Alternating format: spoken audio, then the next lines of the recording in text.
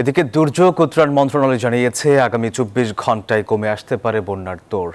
আর দুর্যোগ ব্যবস্থাপনা উপদেষ্টা জানিয়েছেন মানুষের জীবন রক্ষা করাই এখন প্রথম কাজ। সারা দেশে বন্যার্তদের সহযোগিতায় গণত্রাণ সংগ্রহ করছে বৈষম্য বিরোধী ছাত্র আন্দোলন। বানের জলে ভাসছে দেশের ৮ জেলা। মানবতার জীবনে প্রাণ রক্ষাই বড় তাগিদ হয়ে দাঁড়িয়েছে প্লাবিত এলাকার বাসিন্দাদের।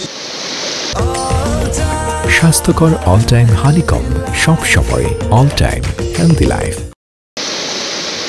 দুর্যোগ ব্যবস্থাপনা ও ত্রাণ মন্ত্রণালয়ের অতিরিক্ত সচিব জানান, এখন পর্যন্ত ১৫৩৪টি আশ্রয়কেন্দ্র খোলা হয়েছে, যেখানে আশ্রয় নিয়েছেন ৭৫,০০০-এর বেশি মানুষ। বন্যায় ক্ষতিগ্রস্তদের মাঝে এখন পর্যন্ত ১,৮২,০০,০০০ টাকা এবং ১৩,৬০০ মেট্রিক টন চাল বরাদ্দ দেওয়া হয়েছে।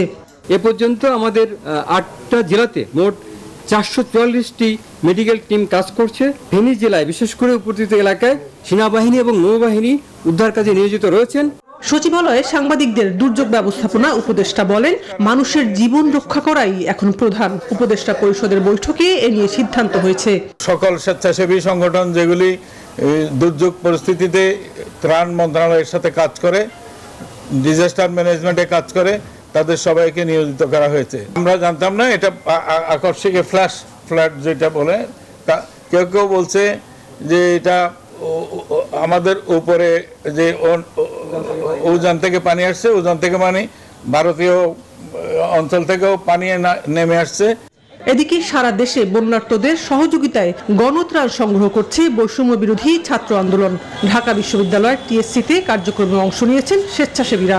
যেসব প্রাইভেট প্রতিষ্ঠানগুলো রয়েছে বাংলাদেশে অনেক দিন ধরে তারা বিজনেস করছে, আমরা আপনাদের প্রতি আহ্বান জানাবো, আজকে আপনারা আমাদের এই সংকটকালীন সময়ে আমাদের পাশে দাঁড়ান, সরকারের পাশে দাঁড়ান। বন্যার কবলিত জেলাগুলোর পানি উন্নয়ন বোর্ডের সব কর্মকর্তা কর্মচারীদের ছুটি বাতিল করে কর্মস্থলে থেকে কাজ করার নির্দেশনা দিয়েছে পানি সম্পদ মন্ত্রণালয়। সানাজি আসমি, নিউজ 24, ঢাকা।